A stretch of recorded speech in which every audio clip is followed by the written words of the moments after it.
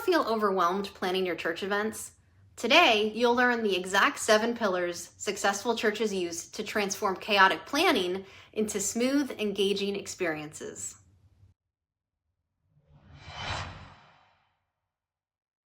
Now that we've covered how to choose the right church outreach events and explored some best practices, it's time to focus on what makes these gatherings truly successful.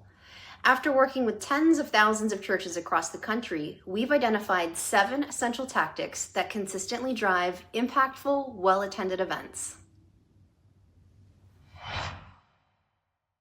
Before we even get to the numbered list, there are some crucial groundwork steps. You've got to know, what kind of event is it? Who is it for? Your members, the community, families, youth? What's the budget looking like? And critically, you need approval from church leadership. Don't skip this. A great way to handle that approval step is by creating a simple proposal. Think it through. What's the purpose of this event? How will it impact the church, the members, the community?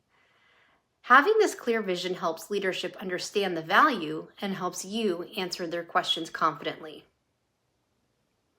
Now, on to our first major step. Number 1, choosing the right church event planner. Okay, this first one is huge. Choosing the right person to lead the charge is crucial because sometimes the person with the brilliant idea isn't necessarily the best person to manage the entire project, and that's okay. They can still play a key role. Now, unless you're a megachurch, your event planner is likely a volunteer. But here's the thing. Just because someone rocked the church picnic doesn't automatically mean they're equipped to handle a multi-day conference or a formal gala. Remember that different events require different skill sets. So what should you look for? Well, think core competencies. You need someone with exceptional organization skills. That's a non-negotiable. You also need someone who's a great communicator, keeping everyone in the loop. Solid leadership skills are also a must because they'll be guiding a team. And they need to be problem solvers because, trust me, things will come up and they absolutely must work well with diverse groups of people. And beyond those basics, look for experience in team building. Do they understand things like event planning technology and tools? And critically, can they manage a budget effectively? Don't be afraid to advertise the need within your church, almost like you're hiring staff. Clearly outline the specific skills required. Remember, getting the right leader in place sets the foundation for everything else.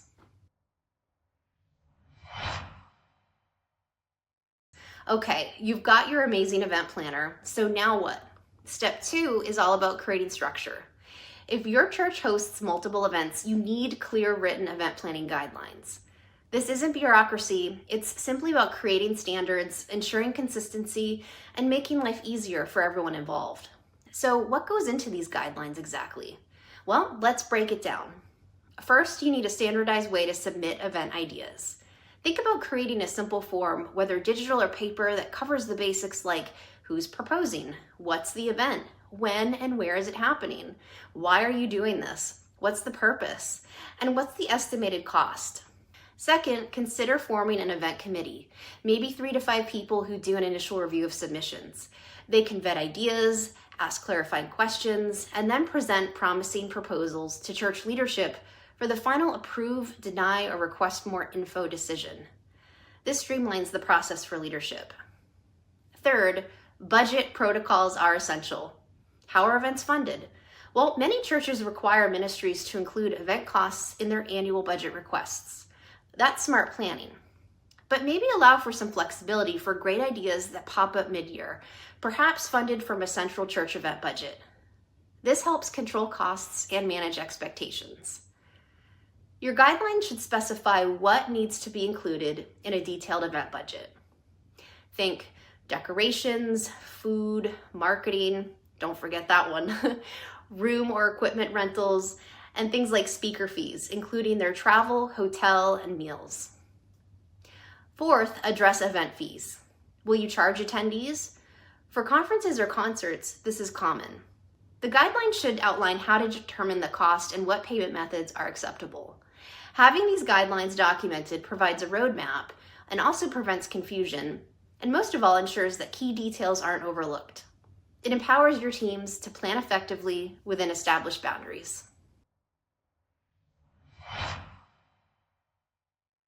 Number 3, select the best volunteers, your dream team.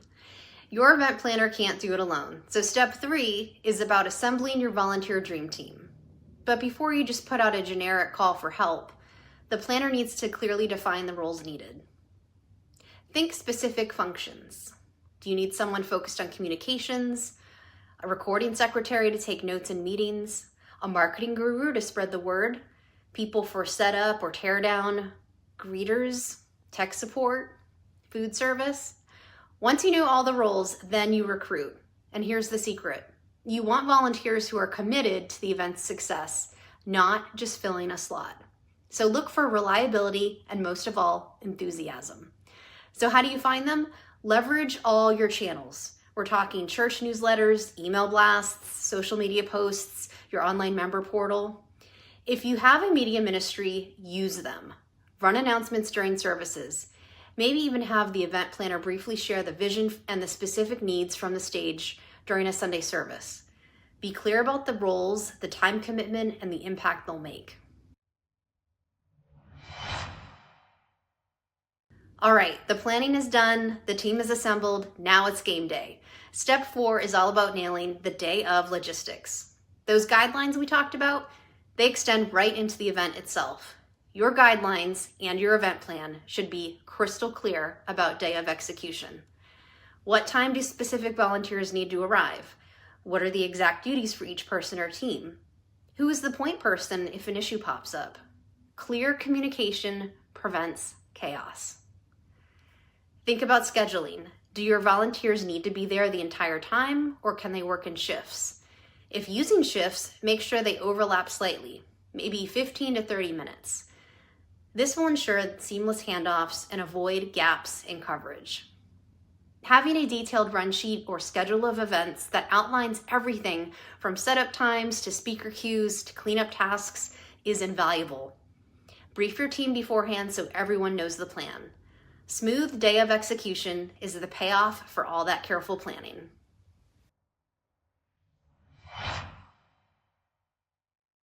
The event is over, everyone's tired but happy. Time to relax, right? Not quite. Step 5 is critical but often skipped. Post-event evaluation. You need a process to determine if the event actually met the church's expectations and achieved its purpose. How do you do this? First, gather feedback from attendees. A simple post-event survey is gold. You hand out physical copies at the end, or even better, you could send a quick digital survey via email shortly after. Ask about their experience, what they liked, what could be improved.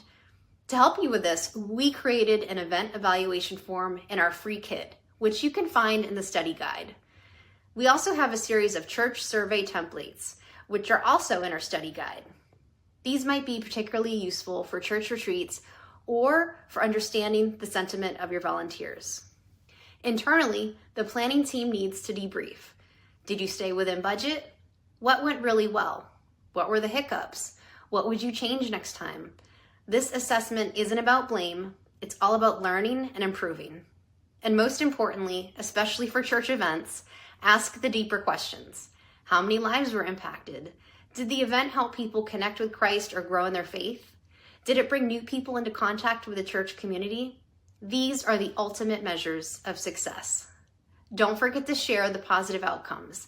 Testimonies, photos, key moments, share them all with the congregation to celebrate the wins.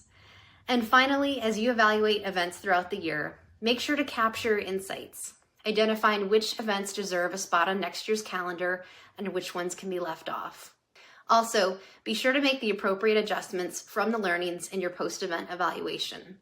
For example, maybe the feedback suggests a different time of year, a modified format, or even a stronger focus on a particular element.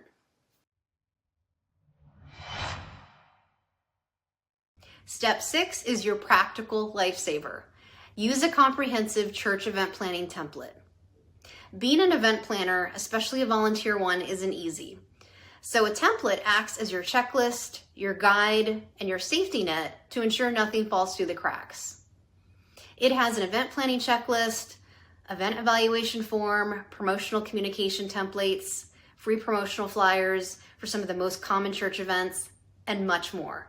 Also, be sure to check out our study guide complete with even more resources and data to help you with church events and outreach. Church outreach and event planning can be a lot easier when paired with tech. With tools like Vanco Events, you can spin up a branded registration page in minutes, free or ticketed, complete with preset or other donation upsells that make it easy to collect funds that help offset your costs. With Vanco Events, you can embed the widget on your website or share the direct link in social posts and emails and watch registrations roll in. On the day of the event, simply open the Vanco Events mobile app to scan tickets, track check-ins in real time, and manage capacity without a hitch. Afterward, download attendance and donation reports with one click, then import the data into your church database for personalized follow-up. And the best part of all is this: you can use Vanco Events at no cost for any no-charge events. In the case of church outreach, that covers a majority of the events. Check the study guide to see how you can access Vanco Events for free.